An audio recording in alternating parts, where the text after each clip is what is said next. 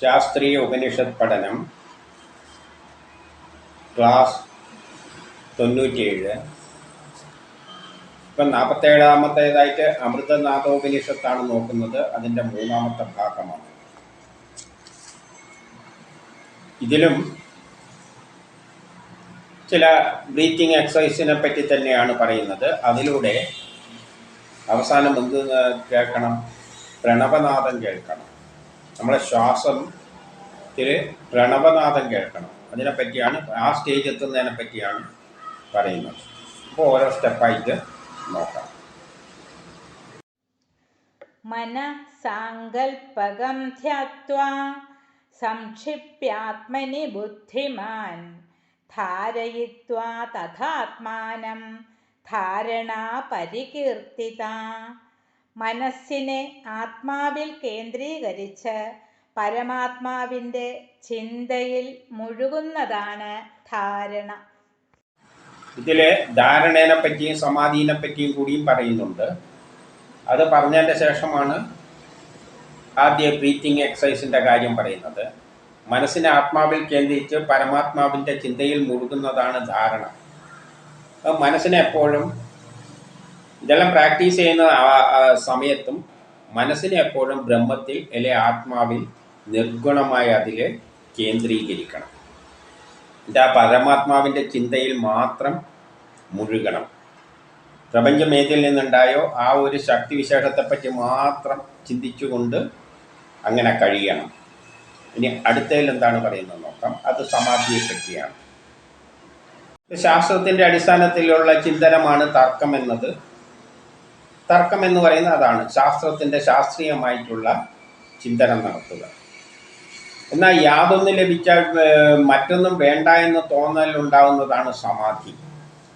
സമാധി എന്ന് പറഞ്ഞു കഴിഞ്ഞാൽ ആ ബ്രഹ്മത്തെ ലയിച്ചാൽ പിന്നെ നമുക്ക് വേറെ ബ്രഹ്മത്തെ മനസ്സിലായി കഴിഞ്ഞാൽ ബ്രഹ്മത്തെ മാത്രം മതി, വേറെ ഒന്നും വേണ്ട. അതിന് ലഭിക്കുന്ന അവസ്ഥയാണ് സമാധി. അതായത് ബ്രഹ്മസാക്ഷാത്കാരത്തിൽ എത്തുന്നതാണ് സമാധി. സമാധി ആയിക്കഴിഞ്ഞാൽ പിന്നെ വേറെ ഒന്നും വേണ്ട. പിന്നെ തർക്കിക്കാനും പോലും ഒന്നിനും പോകില്ല. ബ്രഹ്മത്തിൽ പോയി ലയിക്കുക, ബ്രഹ്മസാക്ഷാത്കാരം നേടുക. അതിനെ ലഭിച്ചു കഴിഞ്ഞാൽ മറ്റൊന്നും വേണ്ട എന്നുള്ളൊരു ചിന്താഗതി ഉണ്ടാകും. പിന്നെ ഒന്നിനെ പറ്റിയുള്ള ചിന്തയും ഉണ്ടാവില്ല. ആ അവസ്ഥയിലെത്തുന്നതിനാണ് സമാധി എന്ന് പറയുന്നത്. ഇനി ജപത്തെ പറ്റിയും പറയുന്നു. ഓംകാരം ജപിക്കുക, അല്ലെങ്കിൽ മനസ്സിനെ ധ്യാനിക്കുക, ഏതെങ്കിലും ഒരു വിഷയത്തിലേക്ക് ധ്യാനിക്കുക. അതിനെപ്പറ്റി ഇവിടെ പറയുകയാണ് അടുത്തതിൽ. ഭൂമിഭാഗേ സമേ രമ്യേ സർവദോഷവിവർജിതേ കൃത്വാ മനോമയീം രക്ഷാം ജപ്ത്വാ ചൈവാധമണ്ഡലേ പത്മകം സ്വസ്തികം വാപി ഭദ്രാസനമഥാപി വാ ബദ്ധ്വാ യോഗാസനം സമ്യക് ഉത്തരാഭിമുഖസ്ഥിത. ശാന്തമായതും സുന്ദരമായതുമായ സ്ഥലത്ത് പത്മാസനത്തിലോ ഭദ്രാസനത്തിലോ സ്വസ്തികാസനത്തിലോ ഇരുന്ന് മനസ്സിനെ ഉറപ്പിച്ച് ജപിക്കുക.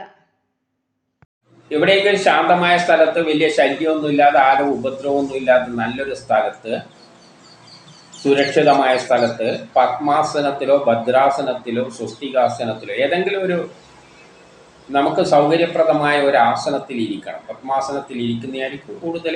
കാലെല്ലാം അങ്ങനെ മടങ്ങി കിട്ടുമെങ്കിൽ അതാണ് നല്ലത്. അല്ലെങ്കിൽ പറ്റുന്ന അവസ്ഥയിൽ ഇരുന്നു കൊണ്ട് മനസ്സിനെന്ത് ചെയ്യുക? ഒന്നിൽ തന്നെ ഉറപ്പിക്കുക. ഉറപ്പിക്കുന്നതിനാണ് ധ്യാനം എന്ന് പറയുന്നത്. അല്ലെങ്കിൽ മനസ്സിനെ ധ്യാനം ഒന്നിനെ മനസ്സിൽ ഉറപ്പിക്കാൻ പറ്റില്ലെങ്കിൽ ഒരു വിഷയത്തിൽ ഇങ്ങനെ ജപിച്ചുകൊണ്ടിരിക്കുക. ഏതെങ്കിലും ഒരു മന്ത്രം തന്നെ ഇങ്ങനെ ജപിച്ചുകൊണ്ടിരിക്കുക.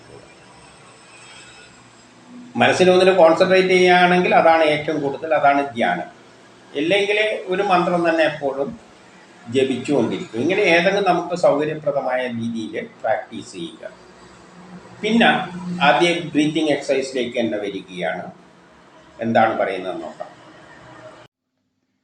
നാസികാപുടമങ്കുല്യ പിധായൈകേന മാരുതം ആകൃഷ്യ ധാരയേദഗ്നിം ശബ്ദമേവാഭിചിന്തയേത്.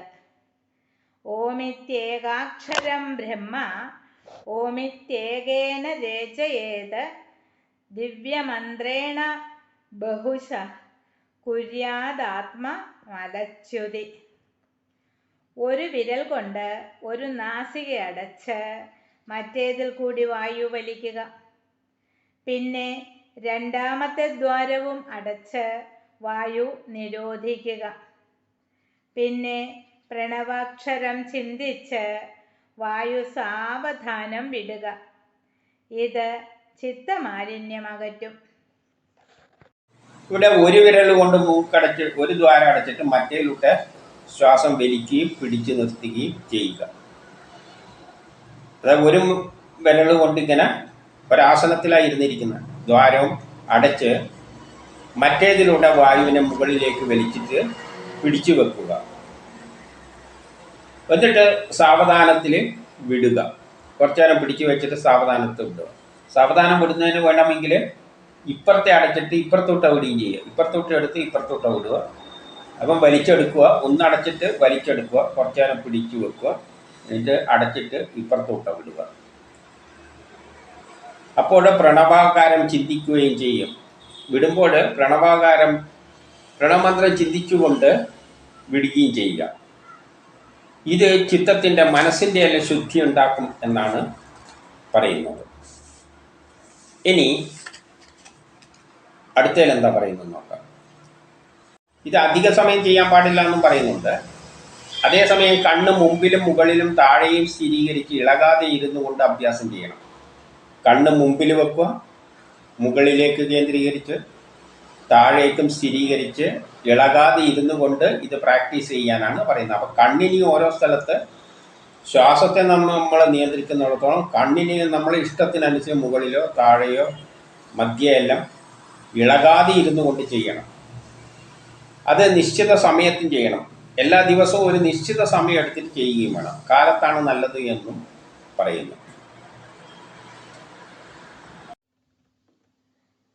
അഘോഷമവ്യഞ്ജനമസ്വരം ച അകണ്ഠ താലോഷ്ഠമനാസികം ച അരേഭജാതമുഭയോഷ്ടവർജിതം യദക്ഷരം ന ക്ഷരതേ കദാചിത്. പ്രണവനാദം ബാഹ്യപ്രയത്നത്താൽ ഉണ്ടാകുന്നത് ഗുണം ചെയ്യില്ല. അത് വ്യഞ്ജനമോ സ്വരമോ അല്ല. താലു, നാസിക മുതലായവയാൽ ഉണ്ടാകുന്നതല്ല. പ്രാണായാമം അഭ്യസിക്കുമ്പോൾ മനസ്സിനെ നാദരൂപത്തിൽ ലയിപ്പിക്കുമ്പോൾ അത് താനെ ഉണ്ടാകും.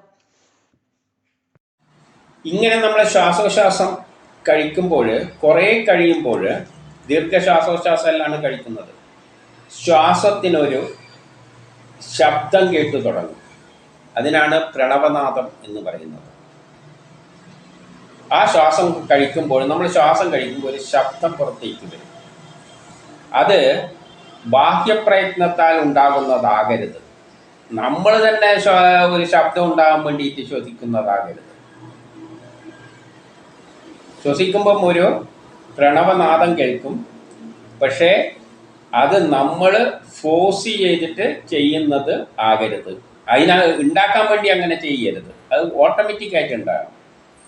അത് വ്യഞ്ജനമോ സ്വരമോ അല്ല. ആ ശ്വാസം എന്ന് പറയുന്നത് ഒരു വ്യഞ്ജനാക്ഷരമോ സ്വര ശബ്ദമോ ഒന്നുമല്ല. അതൊരു പ്രത്യേക ശബ്ദമാണ്. അത് താലുവിൽ നിന്നും നാവിൽ നിന്നും മൂലാവിയിൽ നിന്നും ഉണ്ടാവുന്നതല്ല. മൂക്കിലുട്ടിയോ അല്ലെങ്കിൽ മൂക്കും നാക്കും അല്ലെങ്കിൽ താലും ഇതെല്ലാം ബന്ധപ്പെട്ടുകൊണ്ടാണ് ശബ്ദം സാധാരണ നിലയിൽ ഉണ്ടാകുന്നത്. പക്ഷെ ഇതുമായിട്ട് ഒന്നും ബന്ധപ്പെടാത്ത തരത്തിലുള്ള ഒരു ശബ്ദമാണ് വരിക. പ്രാണായാമം അഭ്യസിക്കുമ്പോൾ മനസ്സിനെ നാദരൂപത്തിൽ ലയിപ്പിക്കുമ്പോൾ അത് താനേ ഉണ്ടാകും. അത് മനസ്സിനെ അങ്ങനെ കോൺസെൻട്രേറ്റ് ചെയ്തുകൊണ്ട് താനേ ഉണ്ടാകേണ്ടതാണ്. അല്ലാതെ മനസ്സിൽ ചിന്തിച്ചിട്ടുണ്ടാകേണ്ടതല്ല. നമ്മൾ മനസ്സിനെ ഒന്നിൽ കോൺസെൻട്രേറ്റ് ചെയ്തുകൊണ്ട് ഈ ശ്വാസോച്ഛ്വാസം ഇങ്ങനെ ചെയ്യുമ്പോൾ അത് താനേ ഉണ്ടാകുന്നതാണ്. അപ്പം ഈ നാദം കേൾക്കുന്ന അവസ്ഥയിലെത്തുമ്പോഴാണ് നമ്മളുടെ പ്രാണായാമം അതിൻ്റെ ശരിയായ രൂപത്തിൽ എത്തുന്നത്. ഇനി അടുത്തേലെന്താ പറയുന്നതെന്ന് വെച്ച് കഴിഞ്ഞാൽ, ശ്വാസത്തോടൊപ്പം നമുക്ക് നമ്മളെ നാഡികളിലൂടെ പ്രാണനെ വലിച്ച് അല്ലെങ്കിൽ ആ സിഗ്നൽ സിസ്റ്റത്തെ വലിച്ച് മുകളിൽ കൊണ്ട് ലയിപ്പിക്കാം. ശ്വാസം വലിക്കുമ്പോൾ നാഡികളിൽ കൂടി ആ ശ്വാസത്തോടൊപ്പം നമ്മളെ പ്രാണനെയും വലിക്കുന്നതായിട്ട് സങ്കല്പിക്കും. അത്തരത്തിൽ ചെയ്യുന്ന അത്തരത്തിലാണ് കുണ്ടലിനി ഉയർത്തുക എന്നെല്ലാം പറയുന്നത്. അപ്പോൾ ആ ഒരു ഘട്ടത്തിലേക്കാണ് നമ്മൾ അടുത്തേൽ കടക്കുന്നത്.